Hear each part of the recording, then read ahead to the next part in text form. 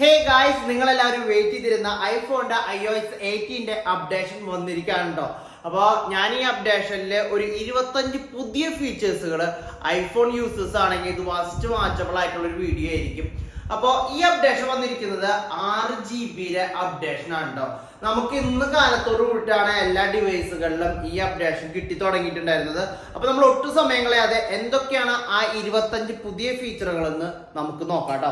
അപ്പൊ ഞാൻ note down ചെയ്ത് വെച്ചിട്ടുണ്ട്, അതുകൊണ്ട് തന്നെ നമുക്ക് പെട്ടെന്ന് പറഞ്ഞു പോകാവുന്നതാണ്. ഫസ്റ്റത്തെ ഫീച്ചർ വീഡിയോഗ്രാഫിയിലാണ് വന്നിരിക്കുന്നത്. നമ്മൾ വീഡിയോ എടുക്കുന്ന സമയത്ത് ഇത്ര കാലത്തോളം ഐഫോണിൽ വീഡിയോ പോസ്റ്റ് ചെയ്യാനുള്ള ഓപ്ഷൻ ഉണ്ടായിരുന്നില്ല. അത് ഈ അപ്ഡേറ്റിന് ശേഷം നമ്മൾ ഒരു വീഡിയോ എടുക്കുകയാണെങ്കിൽ നിങ്ങൾക്ക് പോസ്റ്റ് ചെയ്തുകൊണ്ട് പിന്നെ കുറച്ച് നേരം കഴിഞ്ഞിട്ടോ അല്ലെങ്കിൽ കുറച്ച് സെക്കൻഡുകൾക്ക് ശേഷമോ വീഡിയോ കണ്ടിന്യൂ ചെയ്യാനായിട്ട് സാധിക്കും.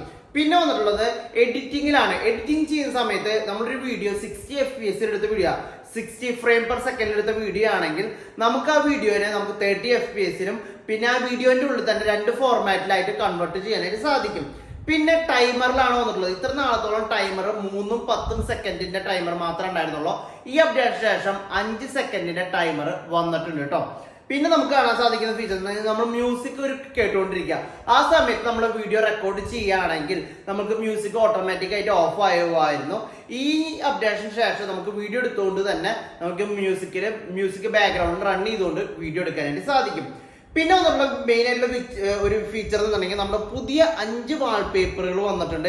ഈ വാൾപേപ്പറിൽ ഓരോ വാൾപേപ്പറിൽ ചെയ്യുന്ന ലോക്ക് സ്ക്രീൻ ആയിക്കോട്ടെ എന്ത് തന്നെ ആയിക്കോട്ടെ, ആ വാൾപേപ്പർ സെറ്റ് ചെയ്യുമ്പോൾ മാത്രമാണ് നമുക്ക് ആ വിജറ്റുകൾ നമുക്ക് യൂസ് ചെയ്യാനായിട്ട് സാധിക്കും. യൂസ് ചെയ്യാന്നുണ്ടെങ്കിൽ അതൊരു പെർമനന്റ്ലി സെറ്റിംഗ് മാറി എടുക്കും. എന്നുണ്ടെങ്കിൽ ഓരോ വാൾപേപ്പറിനും നമ്മൾ ഓരോ വിജറ്റുകൾ ഓരോ ഫോർമാറ്റുകൾ സെറ്റ് ചെയ്തിട്ടുണ്ടെങ്കിൽ ആ വാൾപേപ്പറിലേക്ക് പോകുന്ന സമയത്ത് ആ സെറ്റിംഗ്സ് പെർമനന്റ് ആയിട്ട് കിടക്കും. നമ്മൾ അതിൽ ചേഞ്ച് ചെയ്താൽ മാത്രമാണ് പുതിയ സെറ്റിംഗ്സ് മാറുകയുള്ളൂ.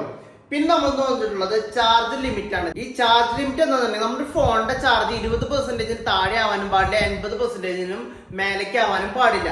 ഇപ്പൊ ഇതിന് വന്നിട്ടുള്ള ഇതിന് മുന്നേ വരെ 80% വരെ നമ്മുടെ ഫോണിന്റെ ചാർജ് കട്ട് ഓഫ് ആവുന്ന സിറ്റുവേഷൻ ആണ് ഉണ്ടായിരുന്നത്. നമുക്ക് കട്ട് ഓഫ് ആക്കാൻ സാധിച്ചിരുന്നു.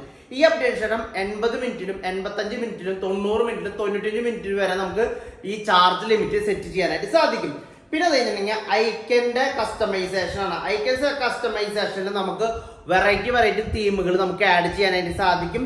അത് നിങ്ങൾക്ക് എക്സ്പീരിയൻസ് ചെയ്യുന്ന സമയത്ത് നിങ്ങൾക്ക് മനസ്സിലാക്കാൻ സാധിക്കുന്ന കാര്യമാണ്. പിന്നെ നമുക്ക് വന്നിട്ടുള്ള മെയിൻ ആയിട്ടുള്ള ചേഞ്ച് ലോക്ക് സ്ക്രീനിൽ ഐഫോണിൽ ട്രഡീഷണൽ ആയിട്ട് വന്നിരുന്നത് അടിയിലായിട്ട് ഒരു നമ്മുടെ ടോർച്ചിന്റെ ഒരു ബട്ടണും അതോടൊപ്പം തന്നെ ക്യാമറയുടെ ബട്ടണായിരുന്നു. ആ ബട്ടൺ വേണമെങ്കിൽ നമുക്ക് റിമൂവ് ചെയ്യാനായിട്ട് സാധിക്കും. പിന്നെ നമുക്ക് വേണമെങ്കിൽ വേറെ ഐക്കൺസ് അതിൻ്റെ ഉള്ളിൽ ആഡ് ചെയ്യാം. നമുക്ക് ബാക്കി റെഡ്മി ഷോമി ഫോണുകളിലൊക്കെ കണ്ടിരുന്ന മാതിരി തന്നെ ഐക്കൺസ് ആ 2 ഐക്കൺസ് നമുക്ക് മാറ്റാനായിട്ട് സാധിക്കും. പിന്നെ എന്നുള്ള പുതിയ കൺട്രോൾ സെന്റർ ആണ് വന്നിട്ടുള്ളത്. പുതിയ കൺട്രോൾ സെന്ററിൽ നമുക്ക് മോഷനിലായിട്ട് 4 പേജോളം നമുക്ക് കണ്ടിന്യൂസ് ആയിട്ട് അതിൻ്റെ ഉള്ളിൽ ആഡ് ചെയ്യാനായിട്ട് സാധിക്കും.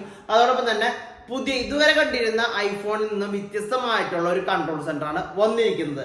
പിന്നെ നമ്മുടെ പുതിയ ഫീച്ചർ എന്നുണ്ടെങ്കിൽ കൺട്രോൾ സെന്ററിൽ തന്നെ നമുക്ക് പവർ ഓഫ് ചെയ്യാനായിട്ട് സാധിക്കും. ഇത്രത്തോളത്തോളം നമ്മൾ ബട്ടൺ ഞെക്കിയാൽ മാത്രമാണ് പവർ ഓഫ് ആയിരുന്നുള്ളൂ.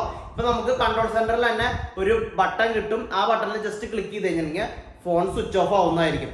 പിന്നെ ഉള്ളത് ഏറ്റവും ഹൈലൈറ്റഡ് ആയിട്ടുള്ള ഫീച്ചറാണ് ഹൈഡിങ് ഫീച്ചർ. അതോടൊപ്പം തന്നെ ആപ്പ് ലോക്ക് എന്ന ഫീച്ചർ. നമ്മൾ ഓരോ ആപ്പിന് സെപ്പറേറ്റ് ആയിട്ട് നമുക്ക് ആപ്പ് ലോക്ക് ചെയ്യാൻ സാധിക്കും. അതോടൊപ്പം തന്നെ ഹൈഡ് ചെയ്തുകൊണ്ട് നമുക്ക് ആപ്പുകളെ മറച്ചു വെക്കാനായിട്ട് സാധിക്കും. അതിന് ഫേസ് ഐ ഡി യൂസ് ചെയ്തിട്ടാണ് നമുക്ക് ആപ്പ് ഓപ്പൺ ചെയ്യാതെ. ഇൻ കേസ് നമ്മളല്ലാതെ വേറൊരാൾക്ക് ആ ആപ്പ് ഓപ്പൺ ചെയ്യാൻ സാധിക്കില്ല. ഇൻ കേസ് നമ്മൾ പാസ്വേഡ് യൂസ് ചെയ്തിട്ടില്ല, ഫേസ് ഐ ഡി ആയതുകൊണ്ടാണ് ഈ ഫീച്ചർ നമുക്ക് യൂസ്ഫുൾ ആയി മാറുന്നത്. പിന്നെ നമുക്ക് കോൾ റെക്കോർഡിംഗ് ഈ അപ്ഡേഷനിലെ ബീറ്റ വേർഷനിൽ വന്നിട്ടുണ്ട്. ബട്ട് ഇപ്പൊ വന്നിട്ടുള്ള വേർഷനിൽ കോൾ റെക്കോർഡിംഗ് വന്നിട്ടില്ല. അടുത്ത 8.1 എന്ന് പറയുന്ന അപ്ഡേറ്റിലായിരിക്കും ഈ പറയാൻ പോകുന്ന ഫീച്ചർ വരാനായിട്ട് പോകുന്നു, കോൾ റെക്കോർഡിംഗ്. അത് നമുക്ക് എത്രയും പെട്ടെന്ന് 1 മാസത്തിനോ 1.5 മാസത്തിന്റെ ഉള്ളിൽ ഈ അപ്ഡേഷൻ വരുമെന്ന് നമുക്ക് പ്രതീക്ഷിക്കാം. പിന്നെ വന്നിട്ടുള്ളത് ലൈറ്റിന്റെ ഫീച്ചറാണ്. നമ്മൾ ടോർച്ച് ക്ലിക്ക് ചെയ്യുന്ന സമയത്ത് ടോർച്ചിന്റെ നമുക്ക് ഇന്റൻസിറ്റി കൂട്ടലും കുറയ്ക്കലും പവർ കൂട്ടലും കുറയ്ക്കലും ചെയ്യാൻ പറ്റുമായിരുന്നു. ഇപ്പൊ ഇതിന്റെ വിഡ്ത്ത് ഉണ്ടല്ലോ, ഈ ലൈറ്റ് പോകുന്നതിന്റെ വിഡ്ത്ത് വരെ കൺട്രോൾ ചെയ്യാൻ പറ്റുന്ന പുതിയൊരു ഫീച്ചറാണ് വന്നിരിക്കുന്നത്. നിങ്ങൾക്ക് ഇതൊന്ന് യൂസ് ചെയ്ത് കഴിഞ്ഞാൽ നിങ്ങൾക്ക് ഒരു ഡിഫറെന്റ് അനുഭവം തന്നെ ഐഫോൺ തരുന്നുണ്ട്. പിന്നെ നമുക്ക് തരുന്നത് നമ്മുടെ ഫോട്ടോ ആപ്പാണ്. ഫോട്ടോ ആപ്പ് ടോട്ടലി ചേഞ്ച് ആയിരിക്കുകയാണ്. അതിന്റെ അറേഞ്ച്മെന്റ് ആയിക്കോട്ടെ നമുക്ക് മനസ്സിലാക്കിയെടുക്കാൻ തന്നെ കുറച്ച് നേരം പിടിക്കും. ഒരു പുതിയ ഫോർമാറ്റിലേക്ക് അവർ കൊണ്ടുവന്നിട്ടുണ്ട്. പിന്നെ നമ്മുടെ ക്യാമറ മോഡ്യൂൾ നമ്മൾ ഓൾറെഡി പറഞ്ഞു കഴിഞ്ഞു. ഗെയിമിംഗ് മോഡാണ്. പുതിയൊരു ഗെയിമിംഗ് മോഡ് കൊണ്ടുവന്നിട്ടുണ്ട്.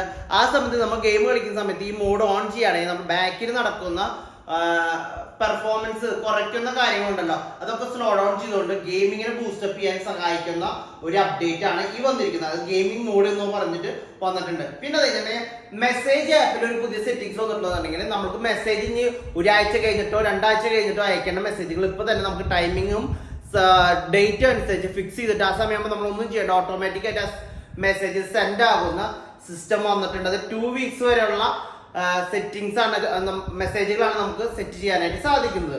പിന്നെ വന്നിട്ടുള്ളത് കലണ്ടറിൽ റിമൈൻഡർ സെറ്റ് ചെയ്യാനായിട്ട്. നമുക്ക് കലണ്ടർ ആപ്പ് തുറന്നു കഴിഞ്ഞിട്ടുണ്ടെങ്കിൽ അതിൻ്റെ ഉള്ളിൽ നമ്മൾ റിമൈൻഡർ സെറ്റ് ചെയ്തിട്ടുള്ളത് ഓൾറെഡി അതിൻ്റെ ഉള്ളിൽ നമ്മളിങ്ങനെ പറയില്ല, ഇന്ന് ഗാന്ധി ജയന്തി എന്നൊക്കെ എഴുതി കാണിക്കുന്ന പോലെ തന്നെ നമ്മൾ റിമൈൻഡറിൽ ഒരു ഡേറ്റ് സെറ്റ് ചെയ്ത് കഴിഞ്ഞാൽ നമുക്ക് ഓട്ടോമാറ്റിക് റിമൈൻഡർ ആയിട്ട് വരികയും അതോടൊപ്പം നമ്മുടെ കലണ്ടർ തുറന്നു കഴിഞ്ഞാൽ നമുക്കത് ഷീറ്റ് മാതിരി കാണാനും സാധിക്കും.